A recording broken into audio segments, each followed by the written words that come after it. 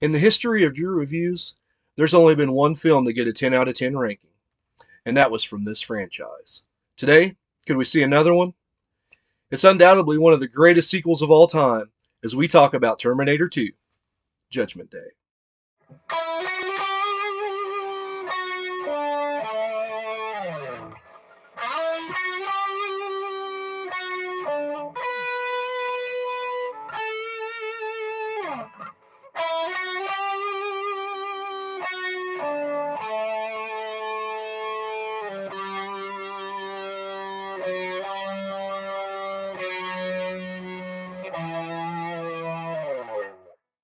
Alright guys, so this review is going to go kind of like my T1 review did, where it's not really a review, it's just my feelings on the movie, because Terminator 2, like T1, is one of my favorite movies of all time. It's in my top 10, maybe top 5 ever. The plot of Terminator 2 is very similar to the plot of Terminator 1.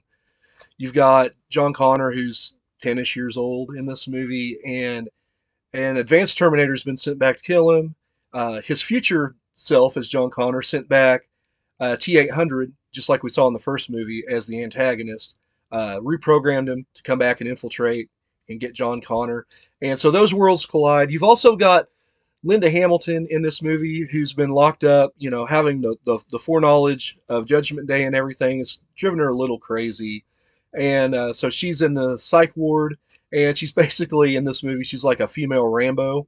And once again, like the first movie, all these worlds collide, they all intertwine, and that's what makes this movie so good. So performance-wise in this movie, you get Arnold Schwarzenegger, who, instead of playing the antagonist, he's playing the protagonist. He's sent to protect John Connor, and he's very much, at this point in his career, he wasn't going to play a bad guy like he did in the first movie. In a deleted scene, his character has talked about how his CPU can allow him to learn, and so John Connor teaches him all this lingo, the hasta la vista baby and eat me and everything. And so he's throwing one-liners out there, and it's pretty funny coming from this machine. There's a real good dynamic with him and John Connor, where John's not had this father figure because, of course, Kyle Reese died in the first movie.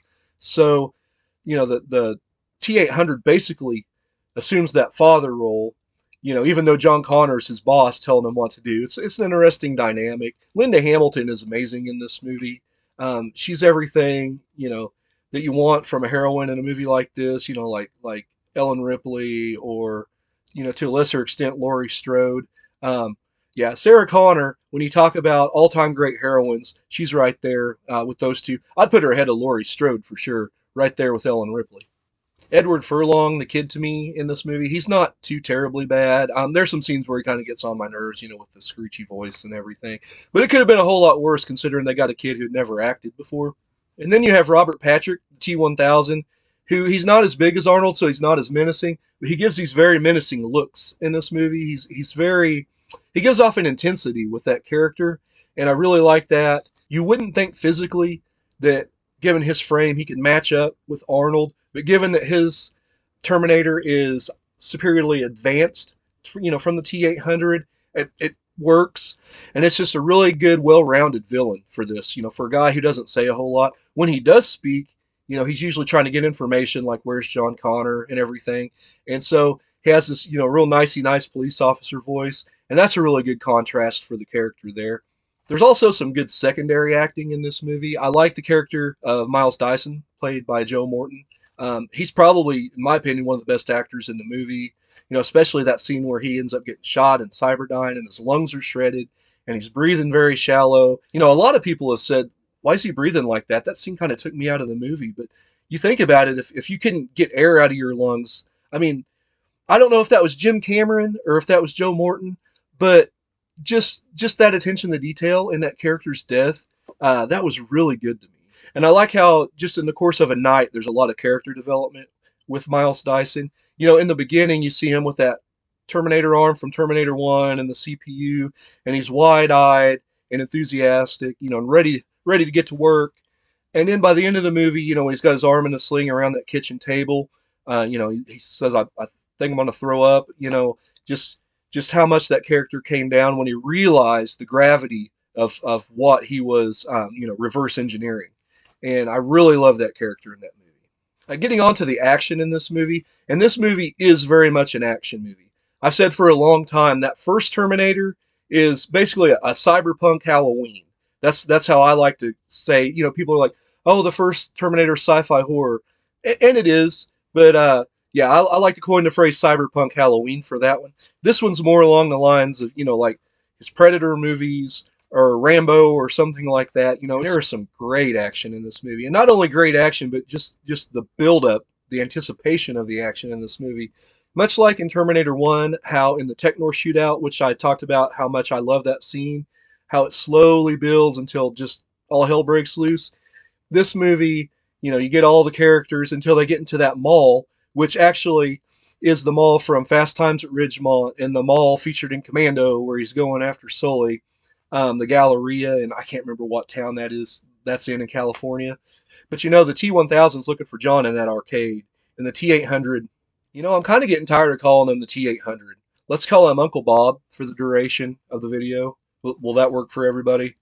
so, so Uncle Bob's looking for John Connor as well, and he literally brings guns in roses into the mall, which I thought was a great touch. Given the song at the end of this movie. But how that slowly builds until they have that gunfight in the hallway. I think the one in T1's done better because it's in a club and the atmosphere and everything. But I really like that. I like how they built the tension up in that Pescadero scene too, where she comes around the corner by that elevator. He and Uncle Bob comes out with that gun, and I can't call him Uncle Bob either. That's just weird. But as far as action scenes, and this has a ton of them, the whole assault on Cyberdyne where he kicks that desk out the window and he's shooting up cop cars, and he has that video roll where it says, casualty zero. That's really good. I love the score in that scene as well. The preceding scene where they're going down the freeway and the T-1000's chasing on a helicopter.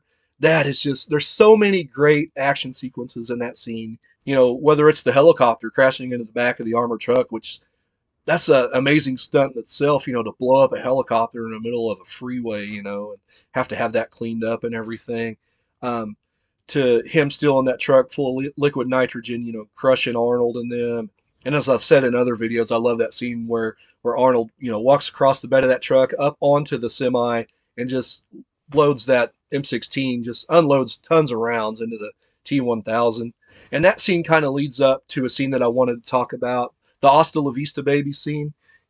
I saw this movie, as I'll talk about, I've seen it a couple times in the theater. The first time I saw this, I was 12 years old when it came out in 1991. It's just me and my mom. And that scene where the T-1000 freezes and Arnold gets the gun and it's Hasta La Vista Baby and shoots him, that's so triumphant. So the fact, that the liquid metal starts coming back again and, he starts rising back up and you see the look of concern on Arnold's face in that scene, which is a great bit of acting. I've never felt so concerned for characters in my entire life than I did as a 12-year-old kid in the theater there. Like, how in the world are they going to kill this guy? You feel that in T1, but you really get that in T2 because nothing they do seems to get this guy. I felt so much despair for these characters, and I can still remember that sinking feeling in that movie. And that's when I realized at that point what a good director, what a great director is to make you feel this roller coaster of emotions throughout an entire film. The hand-to-hand stuff between the two Terminators inside that metal foundry, I really liked. A great sense of CGI, which I haven't talked about much in this movie. This movie is the bridge between like old school effects and the new school CGI stuff. And to me, this has just the perfect amount because you couldn't have that T-1000 character, without walking out of the fire. And that had to have been a CGI effect in 1991. Hats off to The Abyss, for showing them they could do that. I love that movie. I might review it one day.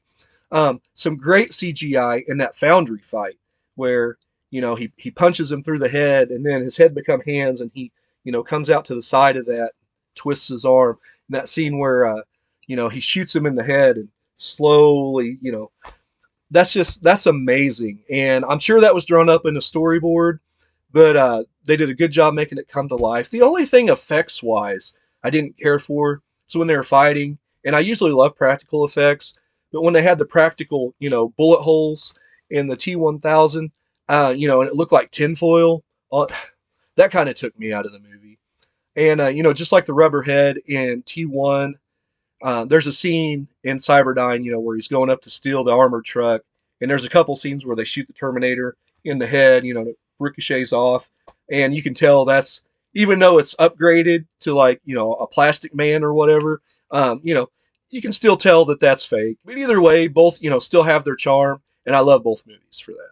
I love the last scene, where Sarah and John are there fighting the T-1000, and she's shooting him with that huge gun, and he's nearly going over the rail, and he comes back, with the no, no, no, and everything, and Arnold makes his comeback. Um, that scene's great. That's how you write the end of a movie like this, and I just love that scene so much. Sarah and John almost did it on their own, but they couldn't. They still had to rely on the T-800 to get it done. But yeah, I love just about everything about this movie. If there's one issue I have with this movie, I've said it a million times, it's the pacing. Once they escape Pescadero and get away from the T-1000, and they go out to the desert, see Uncle Rico or whatever his name is, um, the movie kind of drags there. Yeah, it's good for character development. You see a little bit of Sarah's vulnerability in that scene with the no fate and everything. There are some good things in that, but there's no more danger as far as that goes until the T-1000. He's infiltrating the Dyson house, and he hears that they're at Cyberdyne, and that's where the movie picks back up again. So the movie kind of needed that breather, but that's one reason why I love both of these movies, but I like T1 a little bit more because once all three characters kind of get together there at Technor, it's a much faster ride than this one is. But I will say the last scene, where John Connor and you know he's crying over the Terminator, hanging on the chain, and he's getting ready to have his death scene. And I now know why you cry. That whole scene is great, and I think I might have shed a tear when I was a kid. Growing up and watching other movies, that scene is straight out of the movie Shane. If you've ever seen that Western, and now that I've seen that, I can't unsee it. Oh, Shane, don't go, Shane. Um, just, you got to watch that movie. Or if you don't want this movie ruined for you, don't watch that movie. Because, all the great directors borrow. Terminator 1 was borrowed for some scripts, depending on who you listen to. I think Jim Cameron took inspiration from that Western for this ending, but this ending's done like miles ahead of Shane, so it's all good. In my T1 review, I was talking about how my mom took me with her to see the original Terminator and how I kind of grew up and learned to appreciate it once I got less scared of the movie throughout the 80s. Um, the summer of 1991, Terminator 2 was the huge blockbuster that summer. And so my best friend CJ Beidler, rest in peace, brother, I love you so much. He let me borrow the original Terminator 1 to get prepped for T2. And like I said, we watched it so many times that summer. And then about a week before the movie came out, at our local town and country grocery store, which I don't know if you have those wherever you're listening to. In the Midwest, we still have those. They had the Terminator 2 comic book that came out. And so I said, hey, Mom, can I get this? And she's like, yeah, get it. And so I read it, and I'm like, oh my gosh, Sarah Connor's in a mental institution. And so I had the movie spoiled for me a little bit. The one thing I can remember is in the comic, in the scene at the end, they didn't have a good way to show him being lowered into the steel. So it looked like he was hanging from the thing and like jumping off. And so that was a little awkward. But yeah, I kind of had this movie ruined for me about a week before it came out. Although the trailers at the time, if you had seen them, they kind of ruined the big twist in the movie to you. With Arnold, I promise I will not kill anyone. Um, so that was kind of given away. I just had a little bit more insight, but I remember going to see this actually for the first time at the Glass Sword Cinema in Kabul, Missouri. And if nobody out there has ever heard of Kabul, Missouri, it's a town over from me. Don't feel bad. It's barely a spot on the map, but at one time they had this theater there, and they had the worst popcorn in the world, but they showed some of the best movies. As a matter of fact, I think I took my wife on one of our first dates there. But anyways, me and my mom were sitting there watching this thing, and I can remember the 220 somethings behind me, and that opening future war scene going, oh man, how awesome would this be in 3D? And then, like 5 years later, Universal's got a 3D ride. So yeah, good foresight on them. But I remember that from the movie. I also saw this movie, as I said in my T1 review, in a double feature at Alamo Draft House in Springfield, and it was great seeing T1 and T2 back to back, and having people wait on you, bringing you Royales with cheese and everything. I love Alamo Draft House. But this movie will also have a special place in my heart because this is the last movie me and my friend CJ I think ever watched together. We were friends all the way through middle school, and then he moved back to Kansas City in our high school years, and then he passed on when we were like 19 years old. So, like I say, rest in peace. Anytime I do a Terminator video, I'm going to think of him.